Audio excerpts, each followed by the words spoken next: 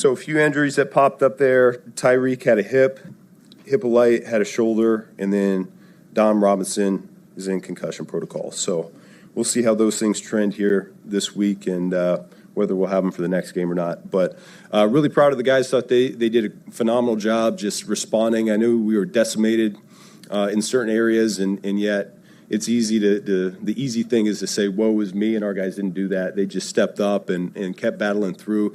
It happens to most teams each season too, where your depth gets tested, and it just so happens it was this week for us. And so, can't say enough good things about the linebackers that stepped up in that game. D-Jack was our starting Mike, and he called that game. He was the green dot, and I thought he did a great job. We thought Ruben was going to be our will linebacker, and he goes down with the injury early in the game, and Amon comes in, and he doesn't miss a beat.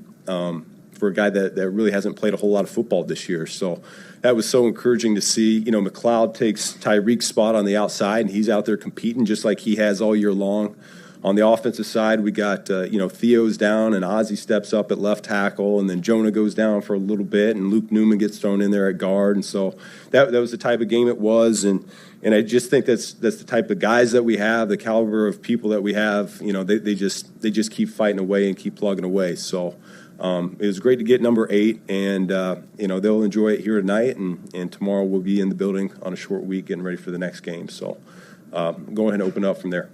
With that injury, with all the injuries that are happening to your team, it seems natural for someone to have low morale after that. What is your message, or what was your message to your team to fight through all of that adversity? Well, this is every team. This is the NFL. So this is what happens when you play a 17-game season, and it just so happened, back half of the season's when it caught up to us a little bit, and we'll get some of the reinforcements back at some point. But until then, we got to hold down the fort, and so that's what we'll do. And these guys are going to go out and compete. This is what we've been practicing for, what we've been training for all along. The coaching staff has known this. All of our practice squad players, they know it's highly likely that they'll get called upon at some point, and it's just I can't say enough good things about the guys that stepped up today to help us win that ball game. And what did you make of Killen's performance? Once again, I got to go look at that tape. But 31 points on offense, and that's always a good thing when you get over 30. So, from my perspective, we probably had a couple that we let it get away from us. But, that's I don't know many quarterbacks that do play a perfect game. When you're at 3rd and 8, you take the delay. What happened?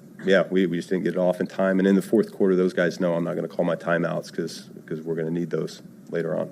Let's talk about complimentary football. I think the offense scored touchdowns both times after the takeaways. What impressed you about that? Say it again. The defense got the takeaways, and the offense turned them into touchdowns. Yeah, it's something that we'd love to do. I mean, we've had so many takeaways this year. Our defense just, is part of their calling card. And so we've done a solid job of capitalizing on that. I think we're second in the league in points off turnovers.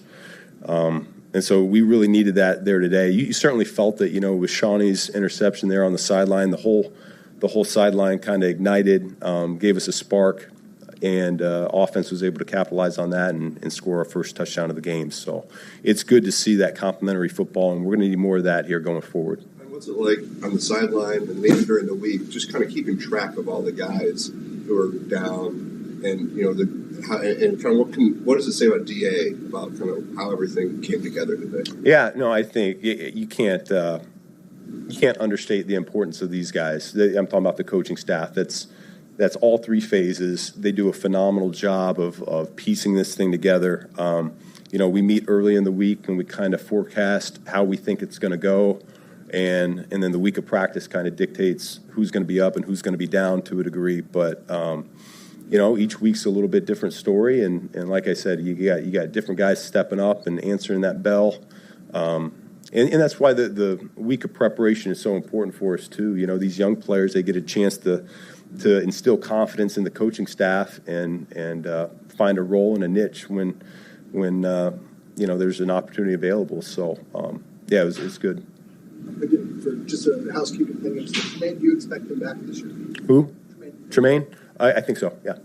The touchdown to DJ on the free play. Yeah. What did you like about just the recognition of how Karen Caleb and DJ? Yeah, it was something that we thought we might be able to get them to jump off sides. It's such a good pass rushing group. We were trying to find ways to slow them down a little bit, and that was an opportunity for us to work our cadence. And I thought the execution of it was really well done. It's something we've been working on since the springtime through training camp, and everybody on offense has slowly but surely gotten better at that. And so great job by Drew pulling the trigger, seeing it out of his periph, and then Caleb finding the open receiver. It's really well done. You guys found out that Rodgers wasn't going to play. What's the message to the team 2 hours before? Nothing. We just keep playing. Yep. Doesn't matter who's out there. What's the feedback to Caleb after the strip sack? Just hold on to the ball. Yeah. We know how important these turnovers are. We can't have them. They're not okay. So we're well aware of that. You're with us here post game, and Victor, I was not the biggest fan there of the end of game situation there. I did not like that. I know it's a 65-yard field goal on 4th down, but that's one you gotta try. With that kicker. I think Bob was one of your best players. I think you come out there, you take that down at the final second to get set. It was probably wanted to call timeout to ice him. It was 4th down, and the clock was running anyway, but there was about 28 seconds left. And you have, like I said, really 30 seconds to get set. And wow, that's coaching. I don't like that at all. Rudolph got you down there in a position to end the game, make or not, with a kick. He got you down there. He got you down there to be able to make a kick, and you passed on the opportunity to make said kick. That is... What's going on in Indy? Colts lead by 3. Chiefs have a 3rd and goal from the 4-yard line with 20 seconds left. That was one of the most disappointing games I've ever seen. It's sloppy. You got him down there. You got him down there. I am just... I just don't understand. It seemed like they rushed that 4th down play to begin with. Yes, they looked panicked. Yes. Yeah, they did. Yeah. They looked absolutely... My whole thing is like, it's 2 things here, guys. Schematically, I'm a quarterback. If we're really on this play, okay, I'm going to let another 6 seconds go off and hit it in the middle of the field. That's just what I'm doing. And I don't understand.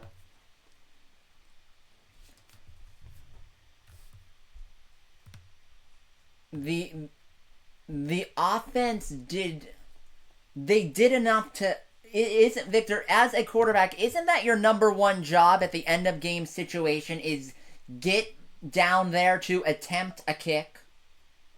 Oh, well, we just lost Victor, but I know he would say yes to that. Like the Chiefs right now have it down to a kick. But everybody, disappointing loss for the Steelers, 31-28.